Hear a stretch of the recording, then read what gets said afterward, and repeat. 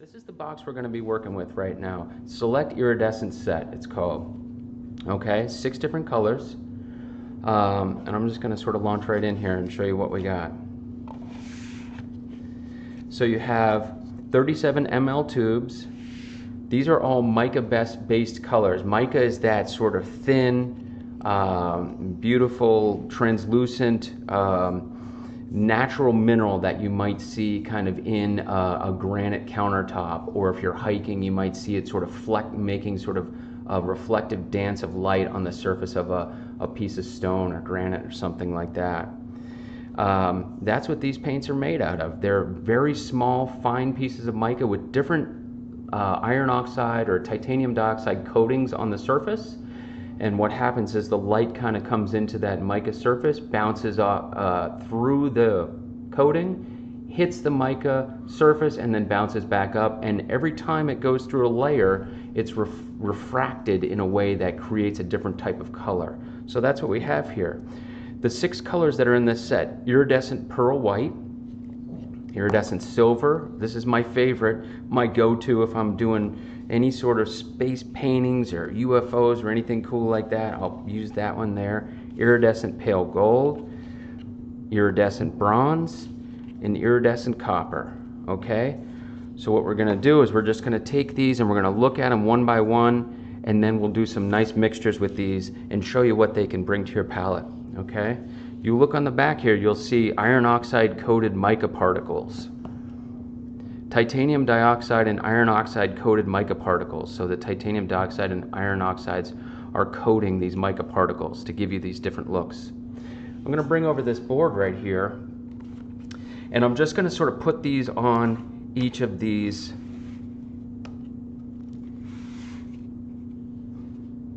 panels that I have here. These are little 3x5 canvas panels, and you could sort of see what each of these colors could do for you if they're kind of on their own, you know, on the palette.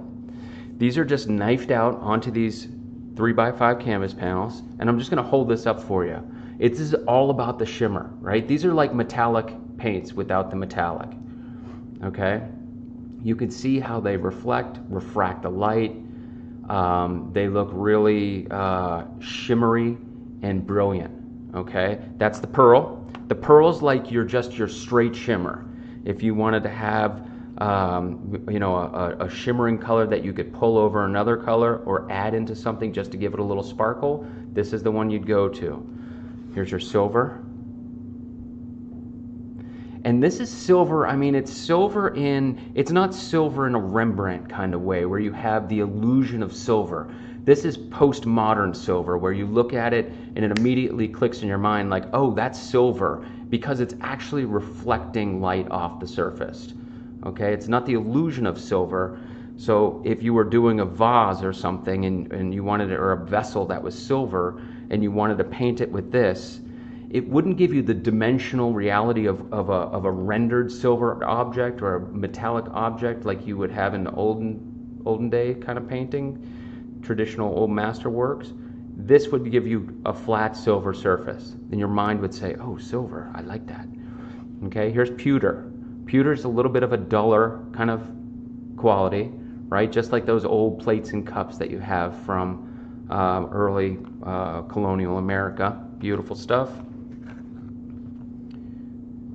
There's that iridescent pale gold. And these are the same pigments that we use over on the golden side of things for our iridescent colors there.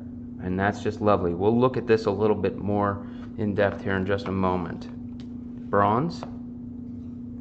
Okay, it's almost like a slightly tarnished bronze a little bit, right? Just after polish, and that bronze ages to some extent. Slight patina. And then copper right here. Okay, the copper, that beautiful copper color. Okay, so let's see. I see that Scott's saying, is this under LED? And I think we did just get an LED light in our studio here. Yeah, so we sort of have a nice cool LED going on right now that is really illuminating. That's why this pearl is really kind of like getting blasted, but you could sort of see it here. These are all white cards, by the way. This is what this color looks like over white. But let's do a little drawdown of each of these colors on this card right here, which will give us a sense for what it looks like over the white and black. And I saw an earlier comment up there that said, what is the dry time of these colors? And while some may dry within that 2 to 7 day dry period, they're a little, I would say these colors are a little slower drying. So you want to make sure that you give yourself plenty of time to lay these over the top of your painting. Think about these as colors that are really well suited for the upper layers of the work.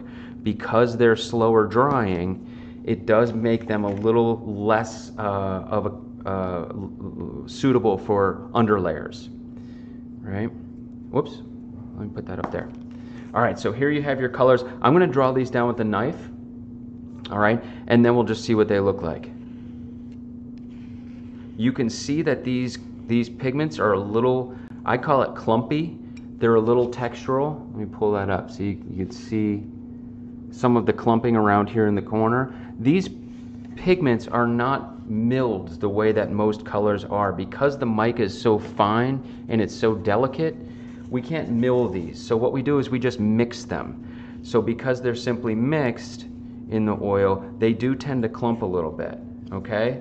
And think about those mica particles. We talked about them as being like a sort of a flat sheet. They're very fine, they're very flat structure.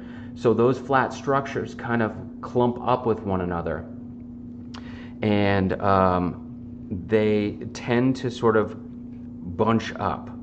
Now we'll look at these a little bit with some medium, and I think Donald might have said, will they work as a light glazing medium? Yes, I think that when you use these as a glazing color, let me sort of pull that tight there and see if I can see it on the screen a little better.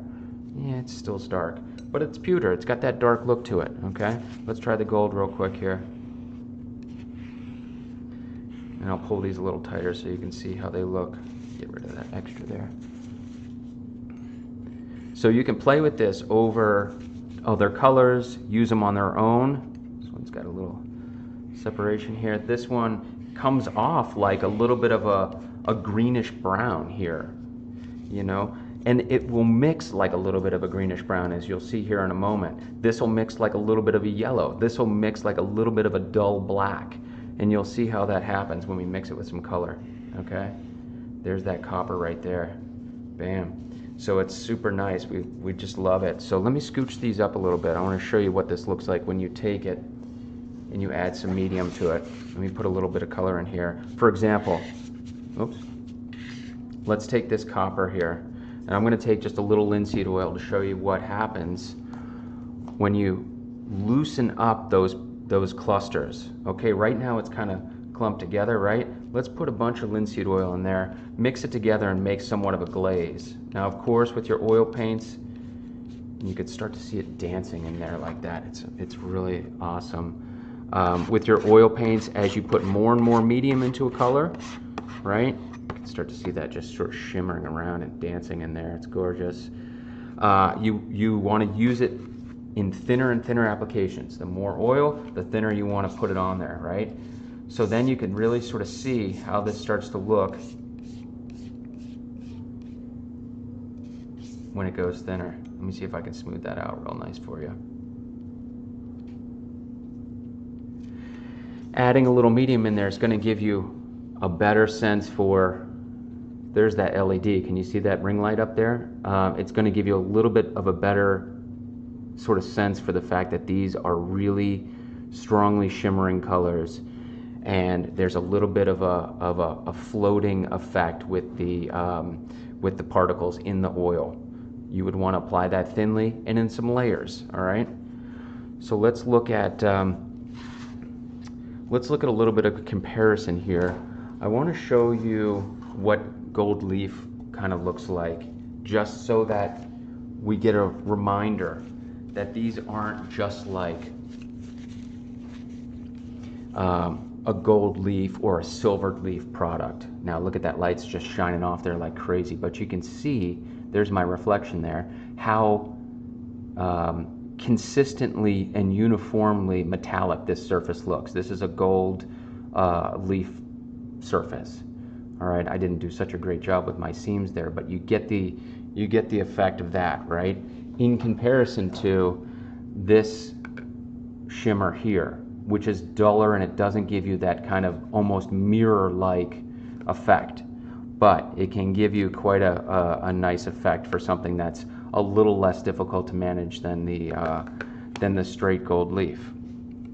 Okay, so let's take a look at now what happens when you take these colors and you mix them with other colors. Stacy Resende, our education director, has been looking at this a little bit over on our Instagram page, on these like little quick lunchtime vignettes of some of our products, which are great. If you're on Instagram, check those out. They're midweek, Tuesdays and Wednesdays, I believe. This is the iridescent gold, all right? And it's just sort of a drawdown of that iridescent gold over a black and white card, and you could see sort of how it clumps up like this, right? This is it on its own before any oil's added in.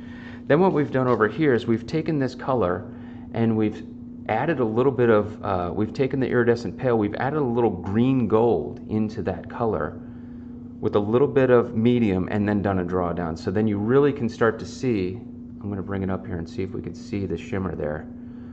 What happens with the surface here? This is like an automotive car finish, or like a nail polish or cosmetic finish. It's really something that we're very familiar with in our world today, but not readily achieved in oil paint unless you use some paints that are mica based or metallic based paints. This is a couple different colors, the green gold, the alizarin yellow mixed in with the pale gold. So you can kind of see how you can make mixtures that then transform the iridescent into something a little different that has a beautiful shimmer and a nice kind of color quality. All right, let's just look at a couple mixtures that I made just this week with the addition of alizarin or Indian yellow with a little bit of Quinacridone Red. This is almost like a rosy gold color. And then this is the yellow mixed with ultra blue. So you can see how it almost starts to take on a little bit of a green quality. That's the yellow quality of the iridescent gold starting to mix with the blue to create this kind of nice shimmering color. Let's do one. Let's make some mixture because I want to show you how much color to iridescent is used in this kind of situation.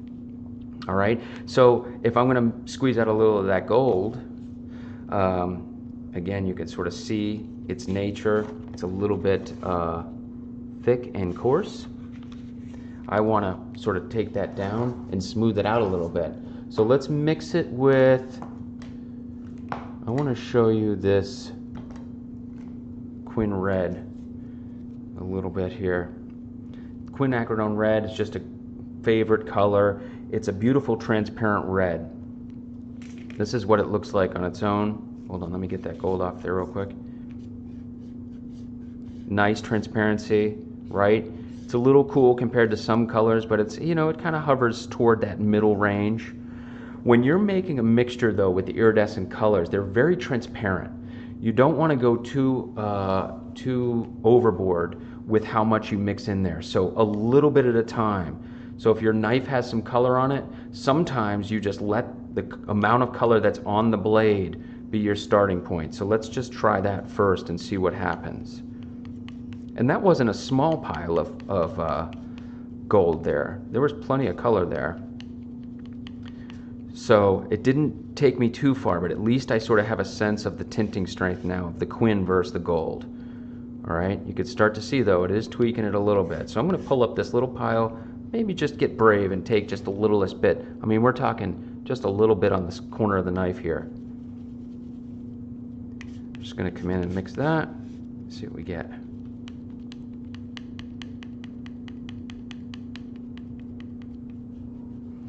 And that starts to take us into that kind of rose gold world, right? And this is fun stuff. I mean, you could use this in just small doses on your painting. I've covered entire surfaces with this stuff just for fun, you know.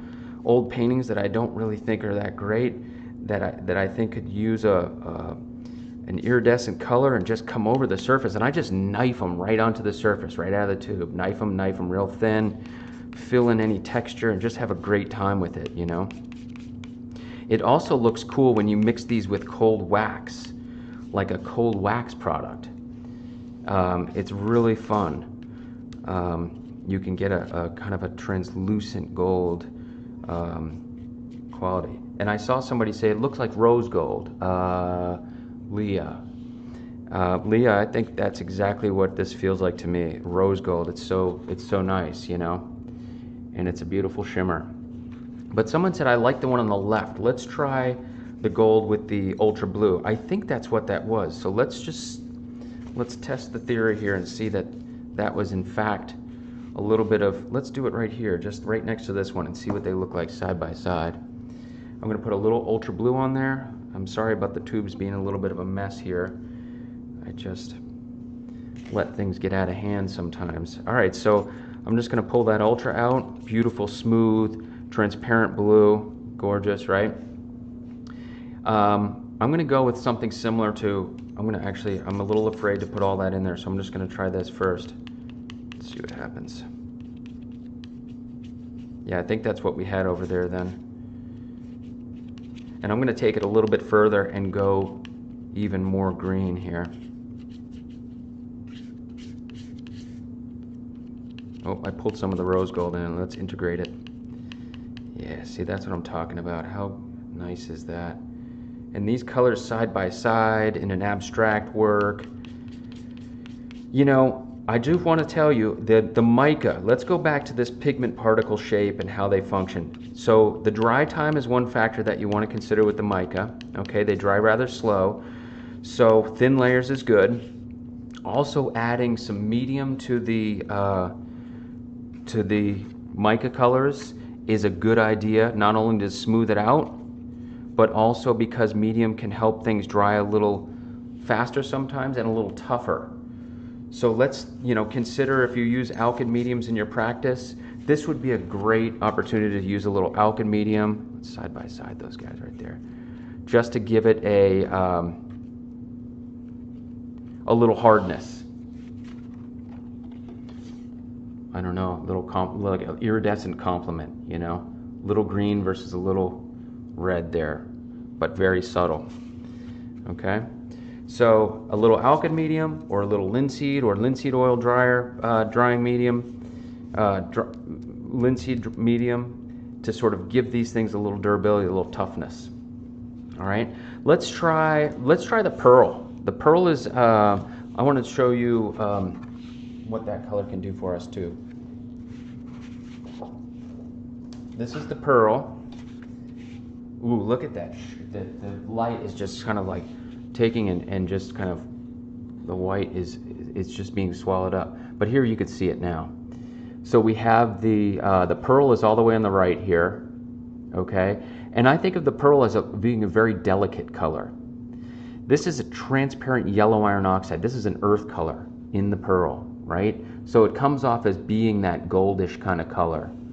Again, ultra blue, and this is a, I think ultramarine pink right here, or a quinacridone violet. So please also do green gold if you have the time. Leah, what do you want to mix the green gold into? I have the green gold here. Let's put it into the pearl first, and then you can tell me what else you want to see it mixed into. All right, let me put this up here. And then let's do some pearl and see what we got. Green gold is a gorgeous color, single pigment. It's got this kind of nice yellowish, let's put it over here, because you don't really need much. So I'm just going to put a little touch there. I can also put this into the yellow, the gold color just to sort of see what it can do. But you could see the undertone there. In my light, in my eyes here, it looks a little more yellow than what I'm seeing on my camera right here. But it's crazy luminous undertone on that. So let's put some into this pearl and see what we get. What if you were doing nature or you know, amphibians or fish or underwater scenes? You were doing butterflies, anything that has a natural iridescence to it or interference to it could, you know, keep worked up with these colors. There's the pearl with the green gold. And again, it's always cooler when you put some medium in here, I think. So let's do a bunch of medium and see what we get. That was a lot of medium, but I think it can handle it because we have a lot of paint. So mix that up real good. There's a lag, says Tommy. Yeah, sorry about that. There's sometimes a lag with the internet service. Being up in the country and all, we have to deal with some of that kind of stuff. I'm just gonna kind of go like this and pull it out on the card here.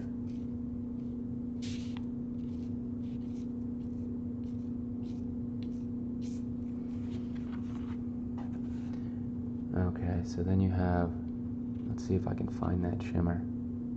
You could start to see it in there a little bit, right? And this is something where, you know, you try it and you see what you can get. It's a little bit of a fun opportunity to play with colors in the studio.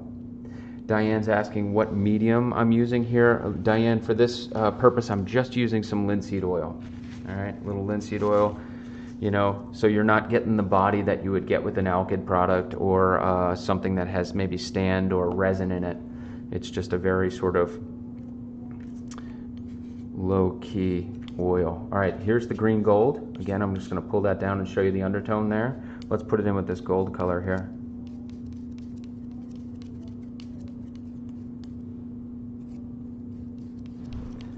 I like that, but it takes it to a place that's a little more yellowish and bright. It almost starts to,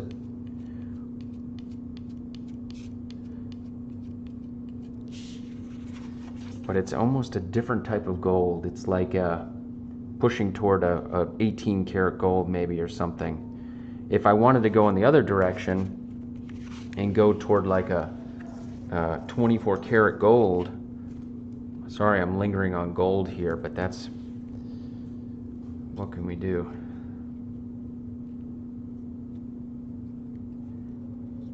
Okay. I'm just going to go like this, and then I'm going to come in here with some Indian yellow. And I think this kind of gives you the effect of a brilliant 24 karat gold type of product. And then we'll mix something up with one of these darker colors and see what they can do. And then we'll bid you adieu. Yeah, look at that. You get that really beautiful orangey gold. Okay, so you can start to see. So Diane said that would be great for a King Tut mass painting. Oh, please do that, Diane. That would be great. And then send it to G. Watson at goldenpaints.com. I want to see that one. That's fantastic.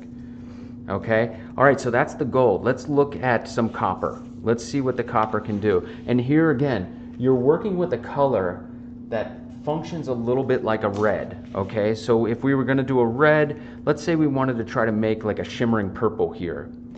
I'm gonna bring in something like a phthalo blue, which in most cases is gonna be, not in most cases, this is a very strong blue, okay?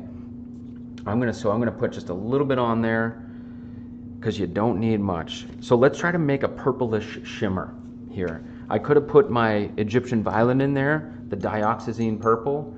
Egyptian violet, amazing color, hugely strong purple. But let's see, because this is a reddish and this is a blue, if we can kind of head this toward purple. Let's see what it does for us here.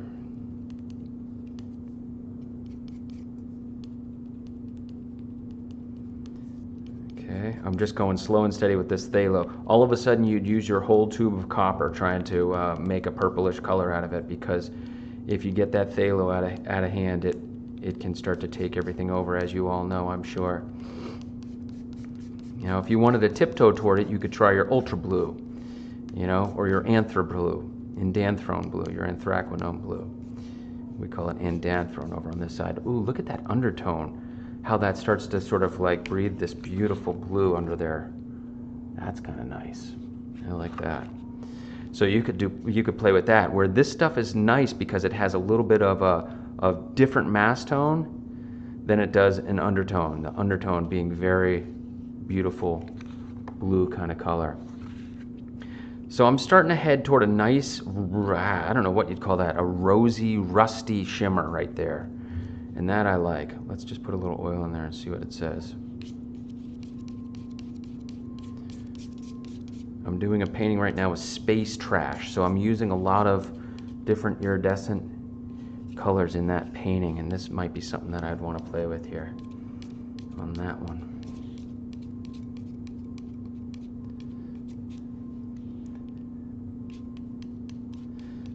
Okay. Ooh, there it starts to do its thing now.